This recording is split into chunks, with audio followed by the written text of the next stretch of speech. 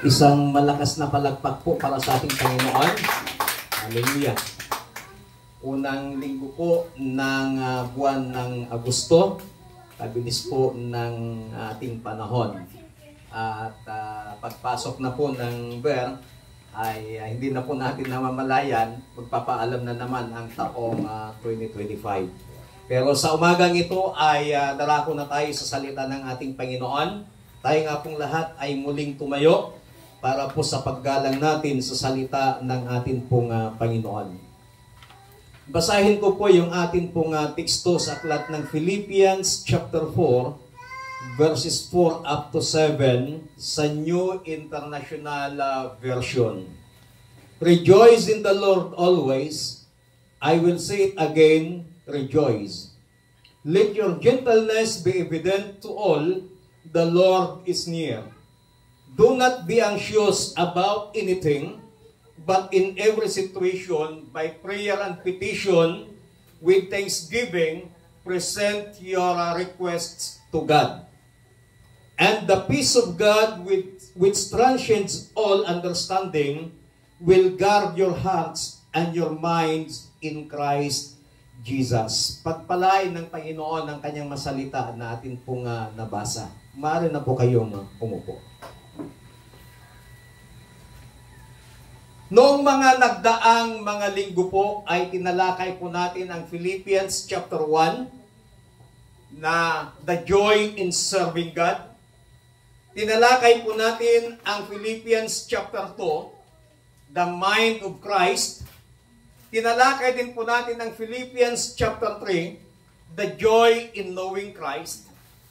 At ngayong linggo ay tatalakayin po natin yung Philippians chapter 4, the last chapter ng book of Philippians, the pathway to have peace that guard our heart.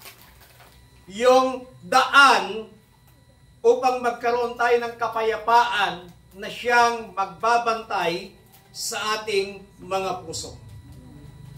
Sa aklat po ng Philippians chapter 4, this is the final words of Apostle Paul to the Philippians church na magkaroon sila ng kapayapaan.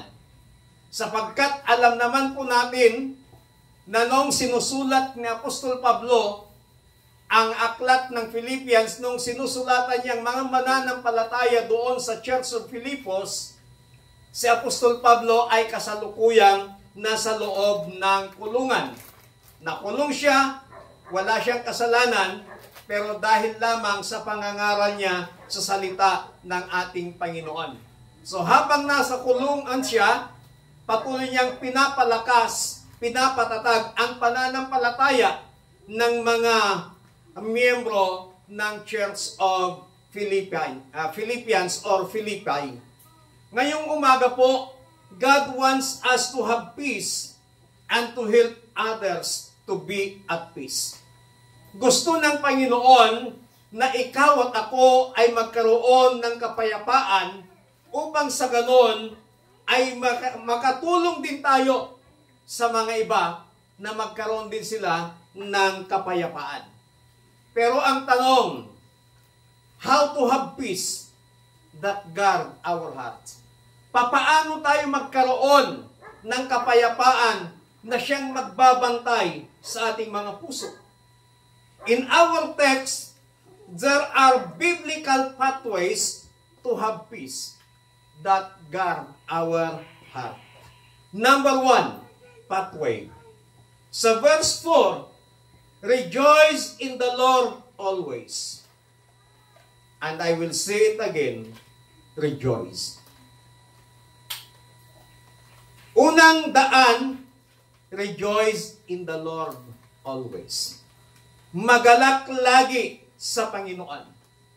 Joy is not based on circumstances, but rooted in our relationship with Christ. Ang kagalakan po ay hindi nakabase sa mga sirkumstansya ng ating mga buhay, kundi ito po ay nakaugat sa ating pakikipagrelasyon sa ating Panginoon. Joy is not the same as happiness. Happiness depends on what happens, but joy depends on who Jesus is. Magkaiba po yung happiness sa joy. Kapag sinabi nating happiness, kasiyahan, ito po ay nakabase kung ano yung nangyayari sa buhay mo. Pero pag sinabi nating kagalakan, ito po ay nakabase kung sino ang ating Panginoong Jesucristo. Si Apostol Pablo ay mula sa kulungan ay sinulatan niya ang mga mananampalataya ng Church of Philippi upang ipakita, patunayan sa kanila that joy can exist in pain.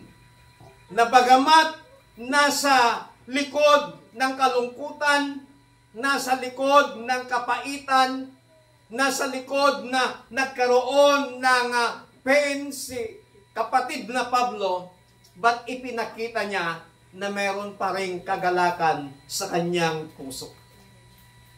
Joy is the fruit of the Holy Spirit. Ang kagalakan po ay isa sa mga bunga ng banal na Espiritu. Tandaan po natin that the fruit of the Holy Spirit is 9. At isa sa mga bunga ng banal na Espiritu ay ang kagalakan. And joy gives strength in the struggle. Ang kagalakan ay nagbibigay ng kalakasan sa tuwing ikaw ay nag-struggle sa buhay. Ang sabi nga ng aklat ng Nehemiah, the joy of the Lord is our strength. Ang kagalakan natin sa Panginoon ang siya nating kalakasan. But why we need to rejoice? Bakit kailangan nating magalak? Because God is sovereign. We need to be rejoiced because God is sovereign. Kailangan nating magalak sapagkat ang ating Diyos ay makapangyarihan. Walang makakatulad sa kanyang kapangyarihan. We need to be rejoiced because Christ has overcome. Yung pinagdadaanan mo ngayon, kapatid, yung pinagdadaanan natin ngayon, yung pinagdadaanan ng pamilya mo, Christ has overcome. Napagtagumpayan na lahat ng ating Panginoong Jesucristo.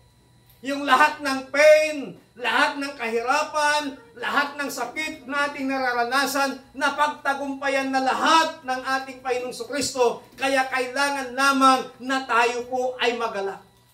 Kasi alam natin na ang Kristo na ating sinasamba, ang Kristo na ating pinaglilingkuran, ay napagtagumpayan na niya ang lahat ng ating pinagdadaanan. We need to be rejoiced because our identity is secure in Him. Kapatid, ang iyong pagkakakilanlan, ang ating pagkakakilanlan sa Panginoon ay secured na dahil sa ating Panginoong Jesucristo. Kailanman ay wala pong makakaalis, kailanman ay walang makakaagaw sa iyong pagkakakilanlan sa ating Panginoong Jesucristo. Our identity in Christ is we are the sons and daughters of Christ. Amen. Tayo po ay mga anak ng Diyos. Yan po ang pagkakakilanlan natin. Kaya kung ikaw ay anak ng Diyos, bakit kailangan mong malungkot? Kasi kailangan mong magalak. Kasi kinikilala kang anak ng Diyos na makapangyarihan sa lahat. Mga kapatid, we must choose joy even in trials. Piliin nating maging magalak kahit na tayo may problema, kahit tayo may mga pagsubok, kahit tayo may mga pinagdadaanan sa buhay, piliin nating magalak. Joy is not a feeling or is not an emotion, but joy is a choice. Piliin nating magalak lagi sa ating Panginoon. Unang pathway para magkaroon tayo ng kagalakan na siyang kapayapaan, na siyang magbabantay sa ating puso is rejoice in the Lord always. Number 2, sa verse 5, let your gentleness be evident to all. The Lord is near. Respond with gentleness. Gentleness is not a weakness. It's controlled strength rooted in the character of Christ and empowered by the Holy Spirit. Sa Tagalog, kapag sinabing nating gentleness, kahinahunan, kaamuan. Kapag ikaw ay mahinahon, hindi nangangahulugan na ikaw ay mahina. But ipinapakita lamang dito na ikaw ay kontrolado ng banal na espiritu ng ating Panginoon. Gentleness is the character of Christ. Tandaan po natin, noong nandito sa ibabaw ng lupa si Jesus Christ, ipinakilala niya ang kanyang sarili na He is a gentle. Hindi siya marahas. Hindi siya mapilit. But He is gentle. Gentleness draws people to Jesus. It reflects His nature. Na hanggang ngayon, na nakabalik na si Jesus sa langit at nakaupo na siya sa kanang trono ng Amang nasa langit. Yung kanyang karakter na gentle, hanggang ngayon, gentle pa rin ang ating Panginoong Kristo. Hindi siya namumuwersa ng tao, hindi siya namimilit. Meron siyang kaamuan at meron siyang kahinahunan. Gentleness is a fruit of the Holy Spirit. Kung ang joy kanina ay isa sa mga bunga ng banal na Espiritu, even the gentleness ay bunga din ng banal na Espiritu. Gentleness is produced, not forced. Ang kaamuan, kahinahunan ay naproproduce, hindi pinipwersa na maging maamo ka, maging mahinahon ka. It grows as we yield to the Holy Spirit.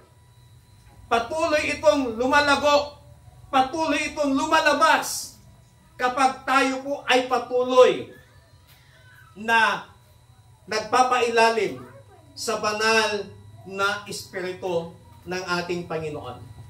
And it influences how we respond under pressure. Yung kaamuan, yung kahinahunan, ay nakaka-impluensya ito kapag tayo po ay nasa ilalim ng pressure ng buhay. How we respond pag may pressure sa buhay. How we respond pag may mga problema sa buhay. Minsan nagiging mainitin ng ulo. Laging nagagalit ka agad. Hindi natin pinapakinggan muna yung reason ng isa. Minsan, nagpapaliwanag yung isa, binabara natin kagad. But the Bible says, we need to respond gentleness. Na kahit gaano karahas, kahit gaano pa kagalit ang isang tao, we need to respond gentleness. Pakita pa rin natin, mag-response pa rin tayo ng kahinahunan o ng may maamong pagtugon sa sinumang tao na punong-puno ng galit, punong-puno ng pagmumura sa atin. Pakita pa rin natin yung kahinahunan natin because yan po ay karakter ng ating Panginoong Kristo. Nung si Jesus pinuligsa, nung si Jesus pinahirapan, nung si Jesus binoli, ininsulto, pero hindi natin nakita na gumanti si Jesus. Ipinakita pa rin niya yung kanyang kahinahunan. Ipinakita pa rin niya yung kanyang kaamuan sa mga taong tumutuligsa sa kanya, sa mga taong kumukontra sa kanya, sa mga taong nambubuli sa kanya, sa mga taong nananakit sa kanya physically. Ipinakita pa rin niya yung kanyang kahinahunan. And even the devil, even Lucifer, nung tinest siya ng Panginoon, ang sabi ni Lucifer, Sige nga, kung talagang ikaw ang Diyos, gawin mo ngang tinapay ito, itong batong ito. At that time, gutom na gutom si Jesus because siya po ay nag-fast. Sa isang disyerto, tinukso siya ng kaaway. Kung titingnan po natin, kaya namang gawin ni Jesus yun. Pero ang sinabi ni Jesus, man shall not live by bread alone, but by every word that proceedeth on the mouth of God. Ipinakita pa rin ni Jesus yung kanyang kahinahunan at sinagot pa rin niya ito sa pamamagitan ng salita ng ating Panginoon. Gentleness builds bridges with people. Ang kahinahunan ay nagtatayo ng tulay sa mga tao. Gentleness is visible. It's known. It's especially important in relationship, ministry, and leadership. Ang kahinahunan o ang gentleness ay napakahalaga. Kailangan ito sa anumang relationship, kailangan ito sa ministry, at kailangan ito sa leadership. Kaya maraming nag-aaway minsan na magkaibigan, magkarelasyon. Kasi hindi marunong makinig ang isa. Laging mainitin ang ulo ng isa. Itong isa naman, sinasabayan din. But ang sabi ng Biblia, we need to respond gentleness. Be gentle with difficult people. Parang sabihin natin, napakahirap naman yan, pastor. Maging mahinahon pa rin sa mga difficult people, sa mga taong marahas, sa mga taong mapang-abuso, sa mga taong mapanakit, sa mga taong nambubulyaw. Yes, mahirap gawin. But if we are led by the Holy Spirit, kaya po natin gawin yan. Gentleness diffuses conflict and promotes peace. Ang kahinahunan ay kinukontra niya yung pagkakaroon ng away, ngunit ipinopromote nito ang kapayapaan. Ano pong sabi ng Biblia? Kawikaan chapter 15 verse 1. Ang malumanay na sagot nakapapawi ng galit, ngunit sa tugong marahas, puot ay hindi mawawagi.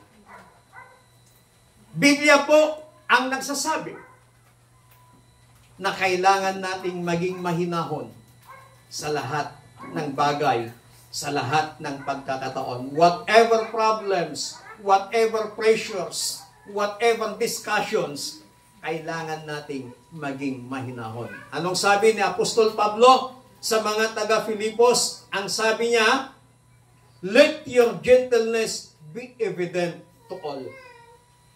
Kailangan yung ating kahinahunan ay maipakita sa lahat. Sa lahat ng tao, sa lahat ng pagkakataon, sa lahat ng aspeto ng ating mabuhay, we need to respond. Gentleness. Number 3, pathway. To have peace na siyang magbabantay sa ating mapuso. Sa verse 6, ang sabi po dito, do not be anxious about anything, but in every situation, by prayer and petition, with thanksgiving, present your requests to God. Tandaan po natin yung binanggit dito, yung ginamit dito, present your requests with is plural. Ipresenta mo sa Panginoon ang lahat ng iyong kahilingan. Number 3, replace anxiety with prayer. Palitan mo ang iyong pagkabalisa ng panalangin. Anxiety is worry that takes control to the heart of mind. To the heart and mind. Ang pagkabalisa ay isang pangamba na kumukontrol, kinukuha niyang kontrolin ang ating puso at ang ating isipan. But ang gusto niya, kapatid na Pablo, hindi niya sinabing, wag na tayong mangamba, wag na tayong mabalisa, but we must not live in it. Hindi sinabi ni kapatid na Pablo na, wag ka nang mangamba, wag ka nang mabalisa. Pero kapag ikaw ay nababalisa, ikaw ay nangangamba, ikaw ay may mga pagkatakot sa iyong mga buhay, ang sinasabi, itinuturo ng salita ng ating Panginoon, do not live in it. Huwag tayong mamuhay doon sa pagkabalisa. Huwag tayong mamuhay doon sa pagkatakot. Huwag tayong mamuhay doon sa mga pangamba sa buhay. This morning, we must identify the areas in our life where anxiety pumapasok sa atin. Tatlong bagay lang naman kung bakit nagkakaroon tayo ng anxiety. Nagkakaroon tayo ng pangamba, pagkabalisa sa ating buhay. Unang-una, natatakot, nangangamba tayo, nababalisa tayo when it comes to financial. Pangalawa, when it comes to our health. Nangangamba tayo, natatakot tayo sa ating kalusugan. Kaya minsan yung mga iba ayaw magpa-check up sa doktor. Kasi pag nagpa-check up sila, matatakot silang malaman kung ano yung resulta. So doon nangangamba, natatakot ang tao kapag mayroong sakit, yung kanyang kalusugan. Pangatlo, relationships. Dito lang naman nagkakaroon ng pangamba, pagkatakot, pagkabalisa ang isang tao. But this morning, we need to acknowledge anxiety, but don't let it be your master. Kilalanin natin yung mga anxiety, yung mga pangamba, yung mga pagkatakot sa ating mga buhay. Pero huwag nating hayaan na siya ang ating maging master. Huwag nating hayaan na itong anxiety, huwag nating hayaan na itong pangamba, huwag nating hayaan na itong pagkatakot ang siyang kumontrol sa atin. But tayo ang kukontrol sa Kanya. Ano pong sabi ng salita ng ating Panginoon sa ating binasa? In everything, sa lahat ng bagay, ibig sabihin, nothing is too small or too big for prayer. The cure for anxiety is not ignoring it, but praying through it. Yung gamot sa pagkabalisa, yung gamot sa pangamba, yung gamot sa pagkatakot, ay yung hindi mo siya ini-ignore. But, ipinapanalangin mo ito sa Panginoon. Tanggapin mo, acknowledge mo, aminin mo sa sarili mo na meron kang anxiety. Aminin mo sa sarili mo na meron kang pagkabalisa. Aminin mo sa sarili mo na meron kang pangamba, pagkatakot. Huwag mong ignore yan. But, ilapit mo sa Panginoon sa pamamagitan ng panalangin. Napakaliwanag naman po yung sinabi ni kapatid na Pablo. Ang sabi niya, do not be anxious about everything. In every situation, by prayer and petition with thanksgiving, present your requests to God. Instead of anxiety, merong tinuturo dito ng salita ng ating Panginoon. Una na tinuturo dito, prayer. Imbis na mangamba ka, imbis na mabalisa ka, imbis na matakot ka, tinuturuan tayo ng salita ng Panginoon na we need to pray. When we say prayer, it is a general communion with God.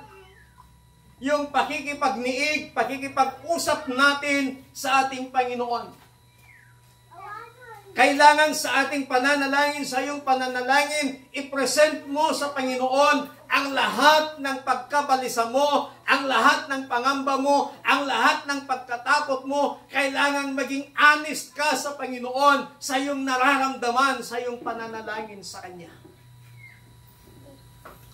Pangalawang itinuturo dito ng salita ng ating Panginoon, supplication.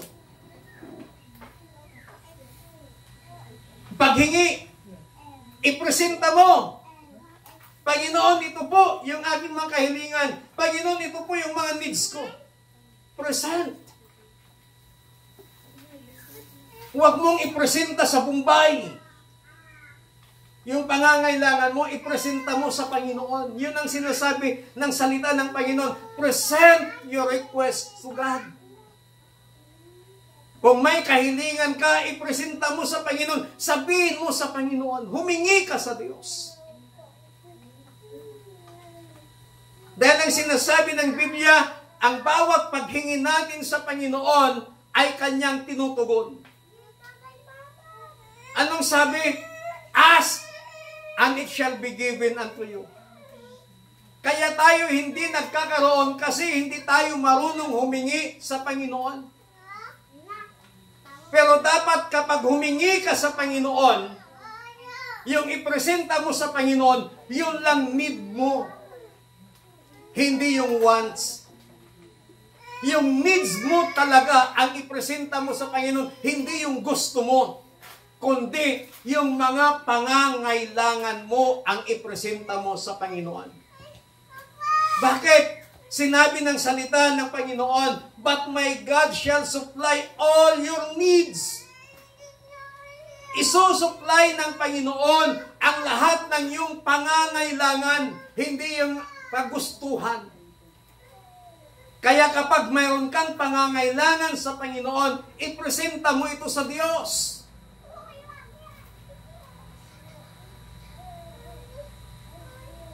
Sabihin mo ito sa Panginoon. Yun yung itinuturo niya sa kanyang masalita. Pangatlo na itinuturo dito ng Panginoon, thanksgiving.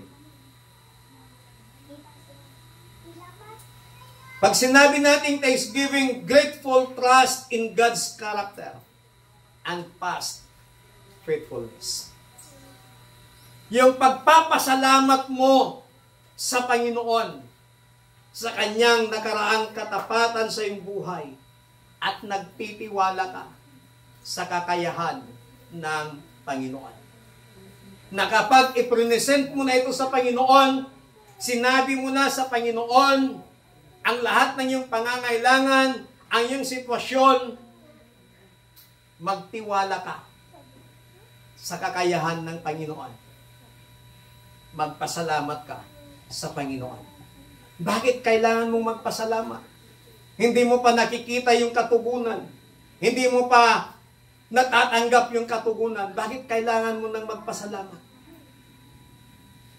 Ibig sabihin, nagpapasalamat ka na sa Panginoon, bagamat hindi mo pa natatanggap yung katugunan ng mga kahilingan, ng mga pangangailangan mong iprenesenta mo sa Kanya, nagpapakita na ikaw ay nagtitiwala sa Panginoon.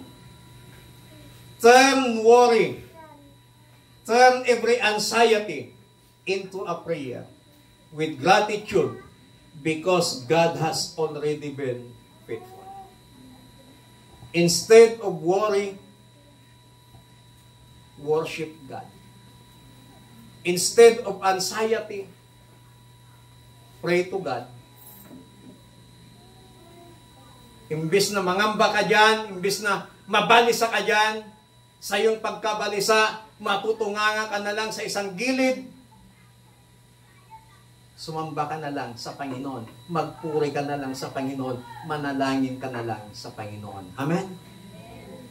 Yan yung pangatlong roadway para magkaroon tayo ng kapayapaan na siyang magbabantay sa ating mga puso.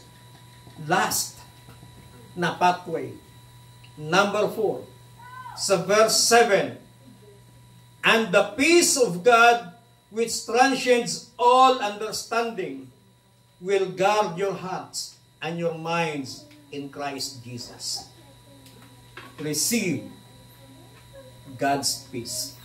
Tanggapin mo ang kapayapaan ng Panginoon. Peace of God, it is a calm and confident trust in God regardless of circumstances. Kapag meron kang kapayapaan mula sa Panginoon, ikaw ay nagtitiwala, nakakapagpahinga ka sa Panginoon sa kabila ng anumang sirkumstansya sa iyong buhay.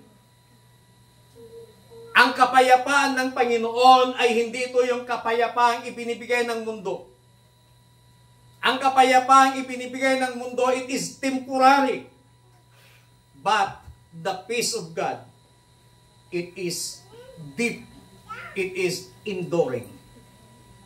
It doesn't always change your situation, but it changes you in the situation. If we have the peace of God, hindi ibig sabihin na babaguhin niya ang sitwasyon mo sa iyong buhay, but babaguhin ka niya sa mga sitwasyon mo sa buhay. Na bagamat napakahirap ang iyong pinagdadaanan, dahil meron kang kapayapaan sa Panginoon, nababago ang iyong karakter kung papaano ka tumugon sa mga sitwasyong pinagdadaanan sa buhay. The peace of God is a natural gift that protects our hearts and minds. Yung kapayapaan ng Panginoon ay isang supernatural na kaloob ng Panginoon na siyang puprotekta sa ating puso at sa ating isipan. Sapagkat kapag walang kapayapaan ang Panginoon sa ating buhay, masisira ang isipan ng tao, masisira ang puso ng tao. The peace of God will guard us. Ang kapayapaan ng Diyos ang siyang magbabantay sa atin. Yung salitang guard na ginamit sa ating Biblia, guard is a military term na ibig sabihin to protect. Para protektahan. Ano yung poprotektahan ng Panginoon, yung kapayapaan ng Panginoon? It protects our heart. Kapag sinabi nating our heart, ibig sabihin, our emotions. Kapag hindi na po protektahan ng kapayapaan ng Panginoon yung ating puso, dadaan ka lang ng isang mabigat na sitwasyon sa buhay mo. Minsan, lumalabas. Nadadala tayo ng ating emosyon. Kaya nagkakaroon ng conflict, nagkakaroon ng quarrel, because nagpadala sa emosyon. Pero kapag mayroong kapayapaan ng Panginoon, pinoprotektahan niya ang emosyon mo na kahit gusto mo nang magalit, pero yung kapayapaan ng Diyos, sinasabi niya, anak, wow, relax ka lang. The peace of God protects our minds. Pinoprotektahan nito ang ating isipan na kung saan ay mas iniisip natin, mas inuuna nating purihin, mas inuuna nating sambahin, mas inuuna nating magpasalamat sa ating Panginoon.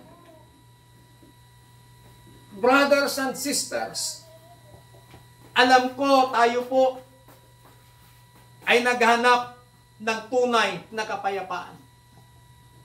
Stop searching for peace in people. Stop searching peace in positions. Stop searching peace with other matters, but start seek in God's presence. Huwag nating hahanapin ang kapayapaan sa mga tao. Huwag nating hahanapin ang kapayapaan sa mga pagmamay-ari, sa mga kayamanan, sa mga lupain. Dahil sa kayamanan, ang daming nag-aaway-away. Dahil sa mga ari-arian, mga lupain, ang daming nag-aaway-away, magkakapatid, magkakapamilya. Ibig sabihin, hindi yun nagbibigay ng tunay na kapayapaan.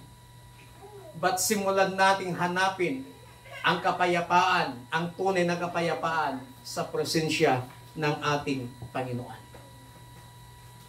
The peace of God will surpasses understanding. Na bagamat napakahirap unawain yung mga bagay na nangyayari, especially sa ating mabuhay. But because of the peace of God, ipinapaunawa niya ang lahat ng bagay. We must trust the promise of God.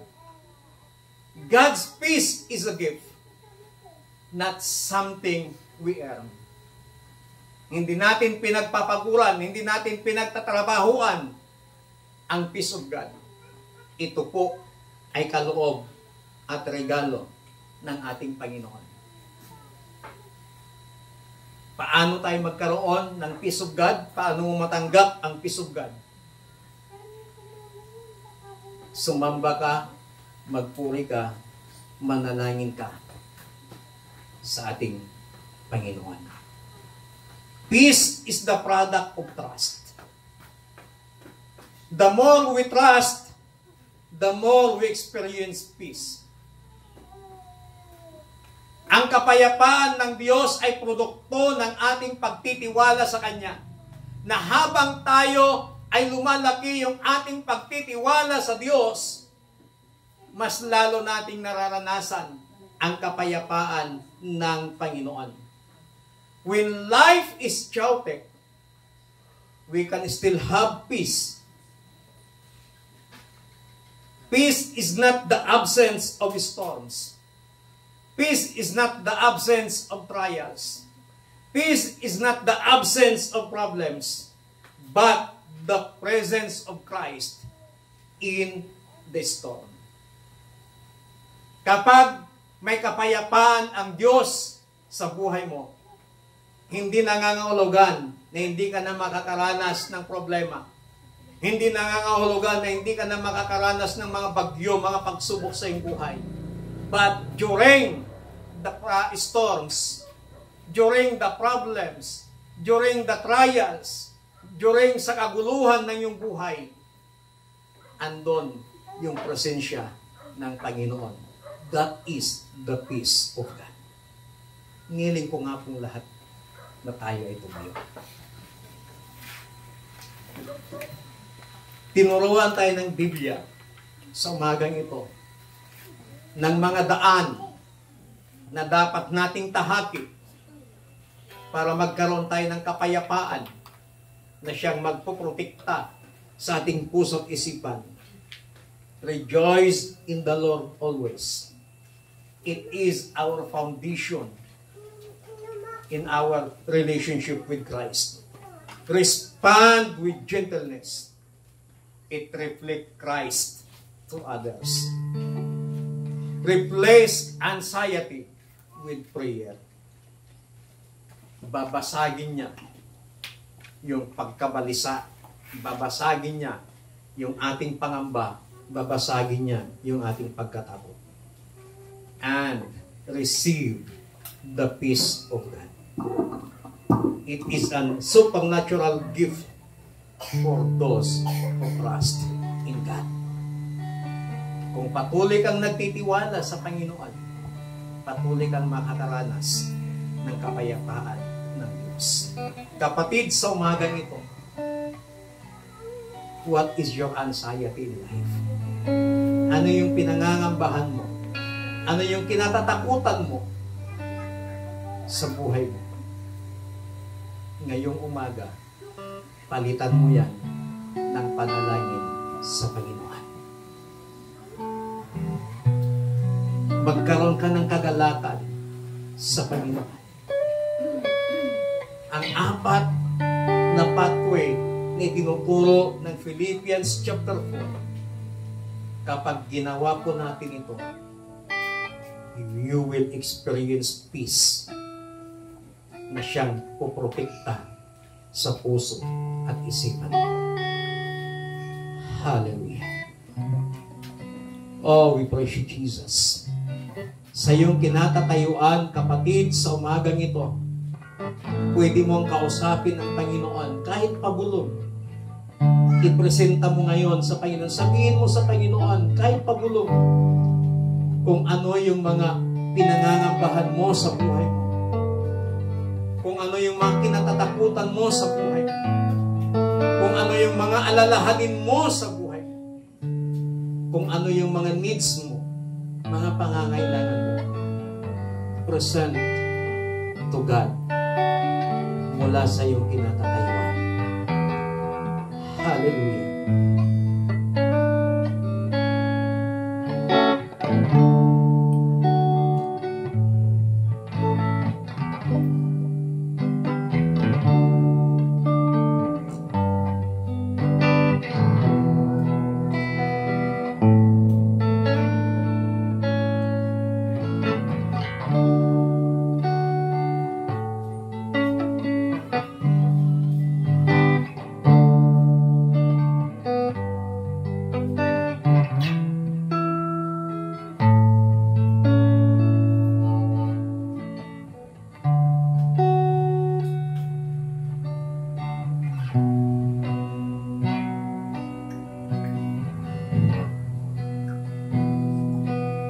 Kapatid, ano man ang iyong binulong sa Panginoon na pinangangambahan mo, kinatatakutan mo, kinababatisahan mo, at ano man ang binulong mo sa Panginoon na mga pangangailangan mo, pagtiwalaan mo ang Diyos ng lahat ng ibinulong mo sa Kanya, ipagkakalob sa iyo, tutugunin, sasagutin ka ng Panginoon. Hallelujah. Hallelujah. Panginoon, sa umagang ito, maraming salamat sa iyong mga salita na kung saan ay tinuruan mo kami ng mga daan na dapat namin gawin para kami magkaroon ng kapayapaan na siyang magpuprotekta sa aming puso at sa aming isipan. Panginoon, anuman ang ibinulong sa inyo ng iyong mga anak na kanilang kinababalisahan, na kanilang pinangangambahan, na kanilang kinatatakutan, at anuman ang kanilang ibinulong ng mga needs nila sa buhay, gaya ng iyong sinabi sa inyong mga salita, ask and it shall be given unto you. Panginoon, present namin sa inyo ang aming mga kahilingan. Present namin sa inyo ngayong umaga ang aming mga kinababalisahan, kinatatakutan at pinangangambahan. Panginoon, sa umagang ito, kami umaasa at patuloy na nagtitiwala sa inyo ng lahat ng aming idinulog sa inyo. Lahat ng aming mga prinisinta sa inyo ay inyo na pong tinugon mula sa oras na ito. In the name of Jesus, salamat Panginoon sa pagtugon. Salamat Panginoon sa patuloy na pagtitiwala ng bawat isa. Banal na Espiritu, patuloy mong palawakin, patuloy mong palakasin ang aming pagtitiwala sa aming Panginoong Jesucristo. Dakilang Diyos, salamat po. Salamat sa iyong pagtugon sa mga requests na aming presenta ngayong umaga. Salamat po, Panginoon. At hayaan po ninyo ng iyong kapayapaan ay patuloy na maranasan ng bawat isa at patuloy na maranasan namin ang iyong patuloy na pagprotekta at pag-iingat sa aming mga puso, sa aming mga isipan. Salamat po sa inyong lahat ng papuri at pasasalamat. In Jesus Christ, mighty name we pray. Everybody says, Amen. Palakpakan po natin ang malakas ng Panginoon. Hallelujah.